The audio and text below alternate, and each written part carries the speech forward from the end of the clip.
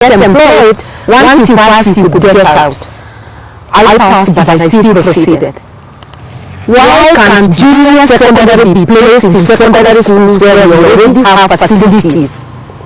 The money we are now setting aside to build fresh schools when we have empty classrooms should be used to create classrooms in the few places where none exists, and to revamp where we have positively to our media unite.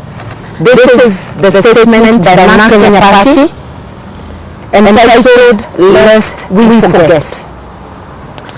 We find ourselves at a critical juncture where the process of complacency and impunity threaten to drown out the calls for justice, equity, and accountability. The storm that swept across our nation in the form of protests and dissent may appear to have quieted, but the issues that ignited it remain unresolved.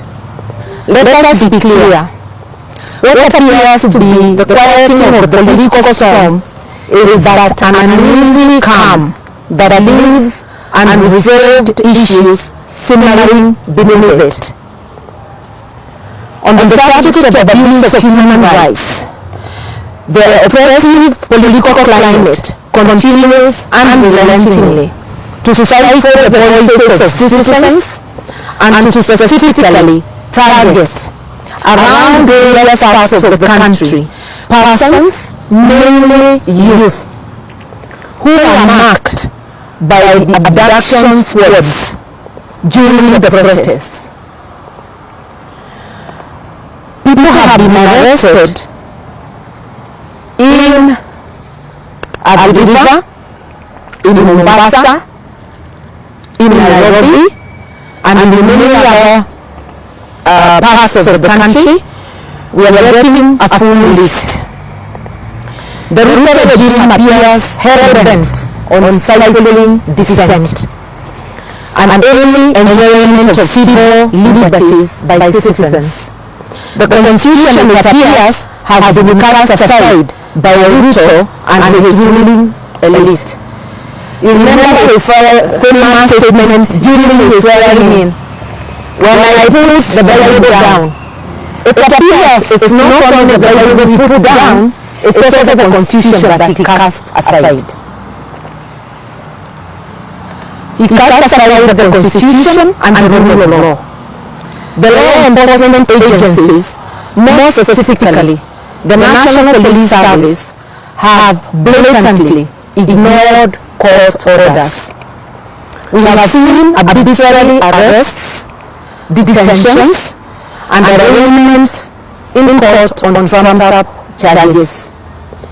Since the start of the peaceful Gen Z protests by patriots who waved our national flag and conducted themselves in a more civil and orderly manner, the police have unlawfully and needlessly caused loss of lives to over 60 people, mainly youth, according to the Kenya Human Rights Commission, and injured hundreds, some grievously, abducted many, some of them turning up dead in morgues, others in abandoned quarries. Further, police have arbitrarily arrested and detained hundreds. Some later released without charges after spending nights in the police cells, and others being arraigned in courts on trumped-up charges, ostensibly to intimidate and inflict maximum fear in the population so that citizens will fear expressing their views or enjoying or ever joining protests or expressing dissent. So the era of fear is back. On the subject of those who have lost their lives, we cannot be sure they are over 60 or over 100 or 200.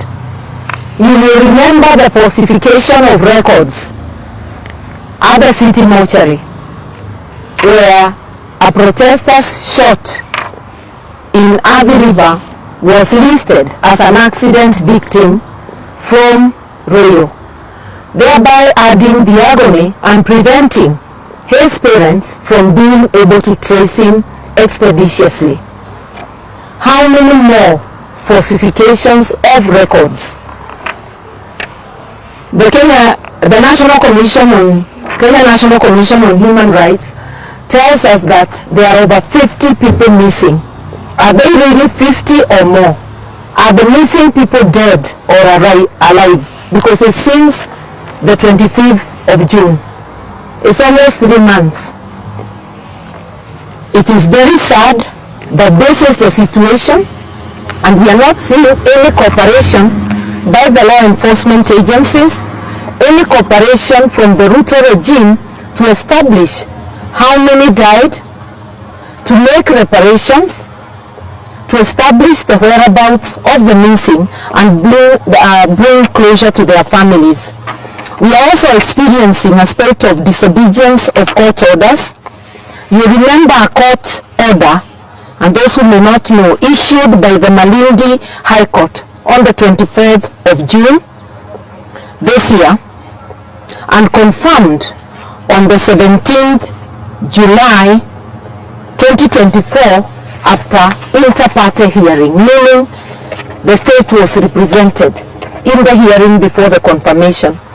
These orders restrained the police from interfering with peaceful protests, using water cannons, tear gas, live ammunition, rubber bullets, or other crude weapons or draconian measures, and from deploying brute force or any form of violence against persons protesting. Picture this: the order is issued on 24th of June. 25th was the day of massacre of protesters at, in and around Parliament and other parts of the country, and even within Nairobi. That was the peak. A day after court orders, police have continued to arrest people arbitrarily. You will recall Nane, people could not access the CBD and other towns in Kenya. There was such heavy police presence, stopping people from gathering together, using tear gas. I went to town and I witnessed use of tear gas unnecessarily. Anywhere they see 10 people, tear gas, arrests. I was hit by a whisker myself.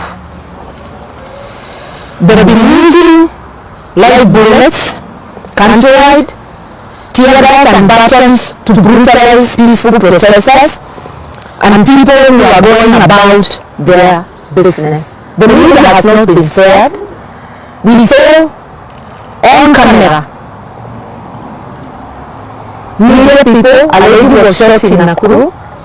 In Nairobi, we saw them brutalizing the media, and many others that we have not witnessed in the media, but the complaints have been there. And we are saying it is not enough for the police to have a meeting with the media council or with any other sections of the media. We demand accountability. We demand accountability for violation of human rights, for death, for assault of both citizens and the media. And we must not agree to forget and lower our demands.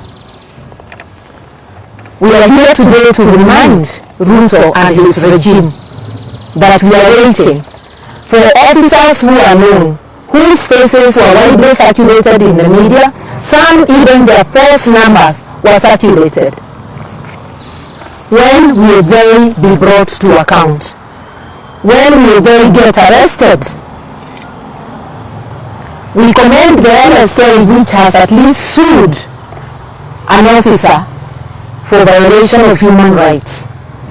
And we urge, in the absence of any action, positive action by the Ruto regime, that as Kenyans we unite and push for accountability.